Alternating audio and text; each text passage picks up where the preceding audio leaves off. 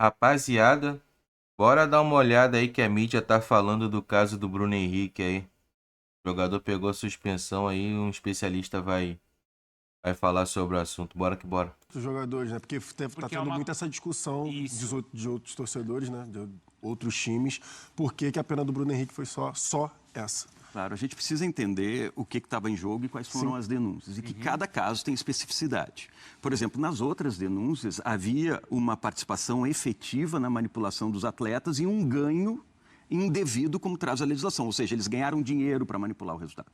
Isso, obviamente, é um agravante. E eles né? admitiram isso. Admitiram e ganharam um dinheiro. Então, é o ganho indevido. A gente tem na denúncia da Procuradoria, eram 2 artigos, o 243, que fala em manipulação de resultado, e o 243A, que fala em conduta antidesportiva. O Departamento de Defesa, o Departamento Jurídico, o escritório contratado é muito bom, do ACF com o João Paulo. Eles trabalharam muito bem para descaracterizar o primeiro, que a punição poderia ser de 360 dias até 720, 2 anos, como alguns daqueles da Operação Penalidade Máxima pegaram. O Nino Paraíba pegou. O Nino Paraíba pegou. Mas não conseguiram desqualificar a conduta antidesportiva, que a punição seria de 12 a 24 jogos. Tá? A punição foi mínima. Também é uma vitória para o departamento jurídico e para o escritório contratado, e em especial para o Bruno Henrique. Agora, é um caso específico que tem leituras que podem ser feitas diferente. No meu ponto de vista, como alguém que tem a integridade como algo inegociável, a pena foi branda. Porque ela poderia, mesmo descaracterizando a manipulação de resultado, que eu considero que poderia ser objeto de análise, por quê? Porque a manipulação de resultado também engloba prejudicar o seu time. No meu ponto de vista, tomar um cartão amarelo, eu prejudico o meu time. Isso foi desqualificado. Isso foi entendido como não. Vamos desqualificar o 243 e colocar e analisar só o 243A, que é conduta antidesportiva. Então, conduta antidesportiva não pode negociar, não pode manipular, não pode forçar cartão amarelo, está classificado. Só que deu 12 jogos. Se a gente quer combater a integridade, a gente quer combater a manipulação de resultados e proteger a integridade do esporte, eu acho que era um caso emblemático para dar punição máxima, mesmo dentro desse artigo.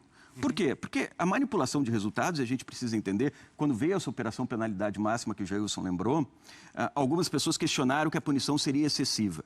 Eu discordo. Por quê? Porque a manipulação de resultado, ela atinge a integridade do esporte, que é a essência do esporte, que é o que garante a incerteza do resultado.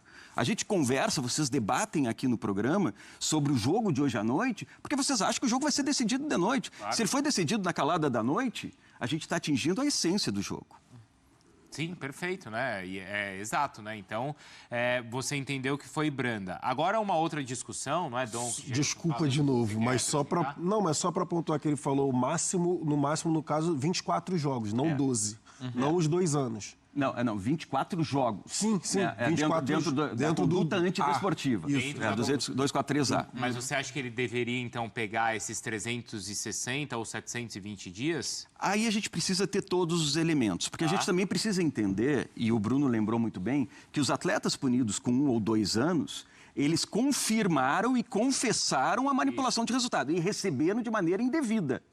O Bruno não há uma confissão e as provas talvez não sejam, e aí a gente precisa ter acesso à decisão e a todos os autos do processo, as provas talvez não sejam irrefutáveis. Para a gente condenar alguém de uma maneira definitiva, como 1 ano, 2, que pode acabar com uma carreira de um atleta, a gente não pode ter dúvida. A prova tem que ser cabal. Como talvez tenha sido o caso do Paquetá, onde ele foi absolvido por falta de provas. Falta de provas, exatamente. Ele não foi inocentado, ele foi absolvido. Tem que ter muito esse cuidado, né? Porque é algo muito sério. A gente vai prejudicar o trabalho da pessoa. É o trabalho dele, é a vida dele. E, Andrei, uma dúvida assim que eu tenho, que acho que pode ser de muita gente também, é a questão do que a gente está falando da justiça desportiva. O quanto que é um tópico também justiça comum, esse caso, além da questão esportiva? Isso é muito importante. O que a gente precisa entender é que em casos do esporte, muitas vezes correm 2 processos paralelos que são independentes.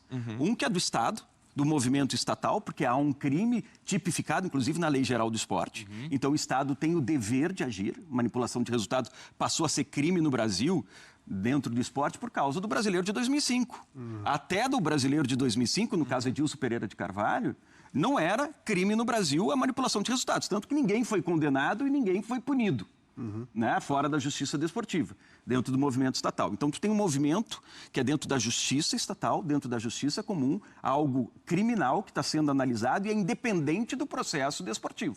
Então, essa decisão do processo desportivo não vai pesar em absolutamente nada no processo que corre na justiça criminal. Agora, se a justiça criminal trouxer elementos novos, esse caso pode ser reavaliado depois pela justiça comum com fato novo. Mas não pesa, então, uma decisão onde talvez um artigo importante foi desqualificado. Isso não pode pesar na decisão da Justiça Comum? Eles vão analisar todas as provas que tem, inclusive esses documentos que são públicos. Eles podem solicitar, e há hoje um movimento importante de comunicação entre esse sistema privado do esporte, que é a Justiça Desportiva, com o sistema estatal, que é o Estado. Hoje eles se comunicam mais, e isso é muito importante até na troca de documentos. Isso pode ajudar, obviamente, para o auxílio daquele que vai julgar o caso, que vai interpretar o caso. Eu não sei se o Pedro Henrique Torre ainda está com a gente, mas, Pedro, se você tiver alguma dúvida, fique à vontade. Tá? O Pedro explicou como é que o Flamengo viu o caso. E tem essa questão que o Pedro explicou sobre os jogos, né, Pedro, de valer para Libertadores ou não. Eu queria que você esclarecesse isso para a gente, André. Agora vai ter, então, o confronto do Flamengo contra o Independiente, né? Independente, né, Pedro? Estudiantes. Um Estudiantes, desculpa. Independente Estudiantes. Saiu da Sula, né, Pedro? Então ainda tem essa dúvida, Pedro.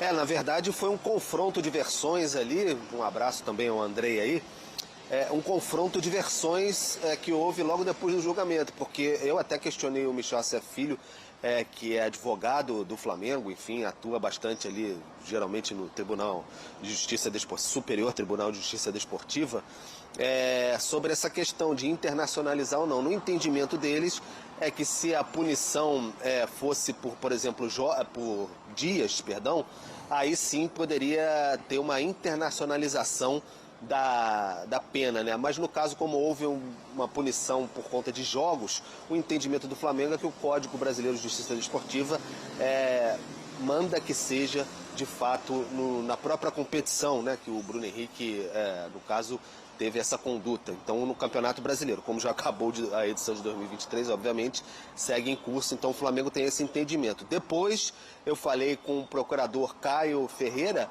e ele explicava pra gente, a gente tem até sonora dele depois aí, ele falava que o entendimento é que vale para todas as partidas, até com uma jurisprudência dos jogadores, no caso aí, que foram afetados pela questão da penalidade, a operação penalidade máxima, como vocês destacavam. Então esses jogadores aí, eles... Rapaziada, essa questão aí que a imprensa tá levantando bola é muito delicada, tá? Por quê? A gente lembra 2013, no caso do jogador lá da Portuguesa, né? O Flamengo teve o André Santos expulso. Eu lembro do caso agora que me fez relembrar aqui, mas depois eu li com mais calma. A gente sabe que teve aquele lance do André Santos, né? Da expulsão na final da Copa do Brasil. E o Flamengo, se eu não me engano, utilizou o jogador no jogo do Campeonato Brasileiro. Isso aí deu problema no final do campeonato. Então o Flamengo tem que ter muito cuidado com isso aí, porque isso aí pode desqualificar uma série de pontuações e o Flamengo tá brigando por Campeonato Brasileiro. É bem complicado isso. Espero que o presidente lá, o pessoal lá do jurídico do Flamengo, fique bastante atento nisso aí, né? Foi até que eu falei no outro vídeo. Eu prefiro que o Flamengo, independente de competição, deu os 12 jogos para o Bruno Henrique, porque daqui a pouco vão entrar medidas administrativas que vão desqualificar e despontuar o Flamengo. Assim, a gente sabe que para o Flamengo tudo é uma relevância maior, né? Nem na questão do caso, como explicou ali o especialista Andrei, né?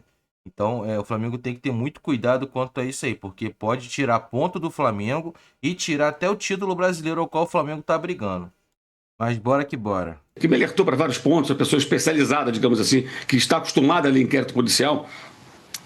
Então, você vai encontrar palavras como provável, indica, teria, deixa ainda mais claro, mas não tem a prova cabal de que o Bruno Henrique deu a informação. Aí tem o telefonema que ele faz para o irmão, depois que o assunto volta à tona e ele retoma o assunto.